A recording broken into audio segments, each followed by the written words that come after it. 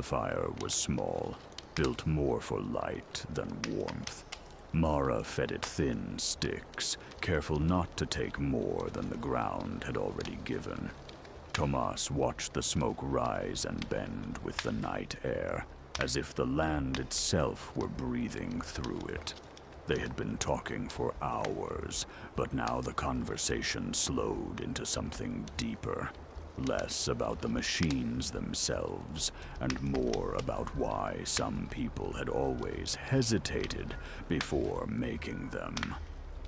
You ever notice how people talk about invention like it's automatically good? Like every new tool is progress by default? They measure progress in speed and output, not in consequences, not in generations. She pressed a flat stone into the dirt near the fire, tracing a circle around it with her finger. In our traditions, a tool wasn't just something you made because you could. You asked what it would change. Not just today. Not just for you. For the land.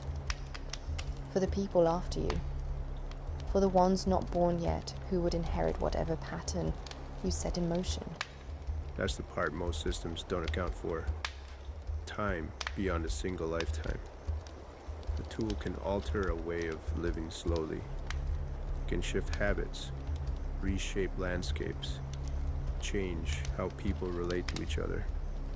Sometimes it takes decades to see the real effect.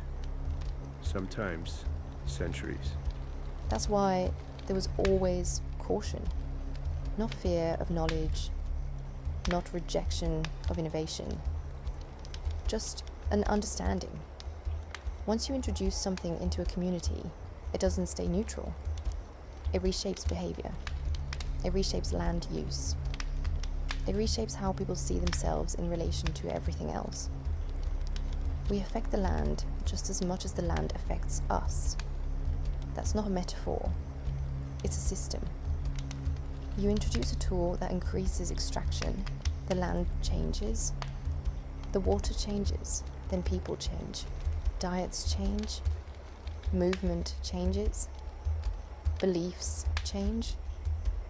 The tool becomes part of the environment, and the environment becomes part of the tool's consequences. AI is just another tool in that lineage, but it operates on behavior and decision making.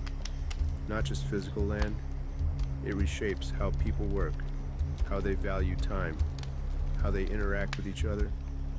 That's environmental impact too, just less visible. Old systems of control use technology to manage labor and resources. New systems use technology to manage attention and decision making.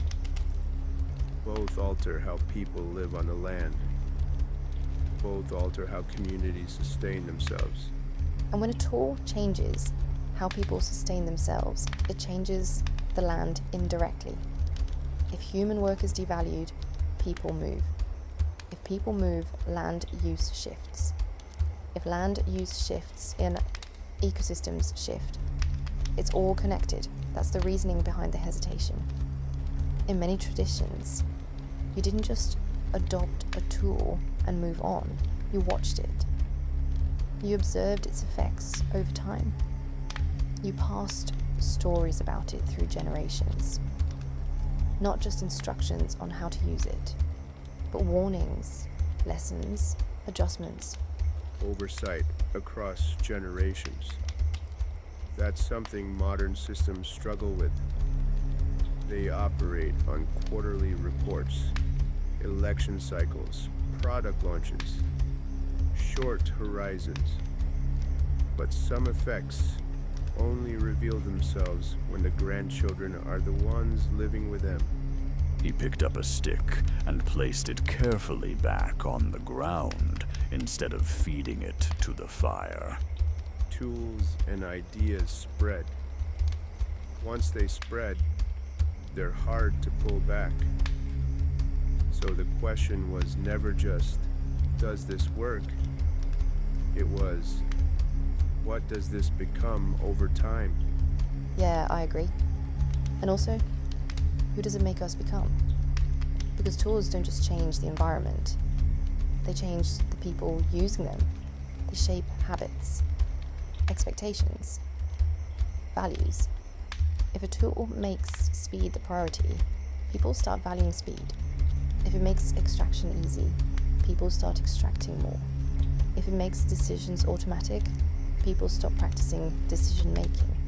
She tapped the side of the cracked tablet still resting in her bag.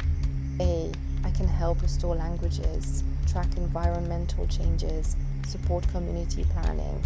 It can also centralize control, devalue labor, and distance people from direct relationships with the land and each other.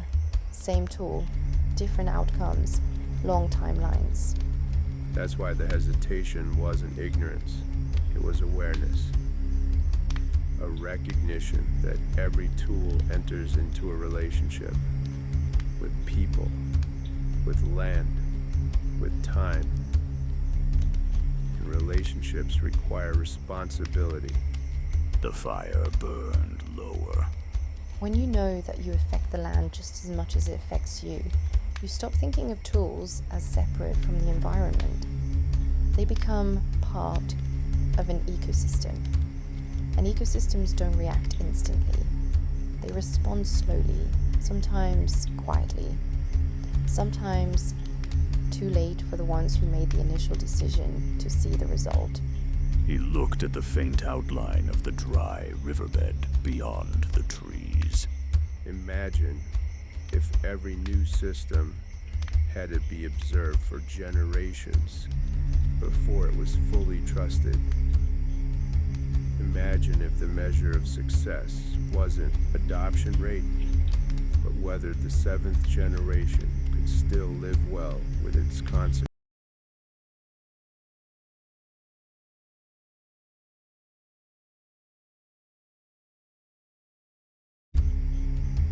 Imagine if the measure of success wasn't adoption rate, but whether the seventh generation could still live well with its consequences. That kind of thinking doesn't stop innovation. It just slows it enough to see clearly, to understand what you're setting in motion, to make sure tools serve life instead of quietly reshaping it into something narrower. The fire finally settled into embers. They sat with the understanding that tools were never just objects. They were relationships extended across time, between people, land, and the unseen futures that would inherit whatever was being built now.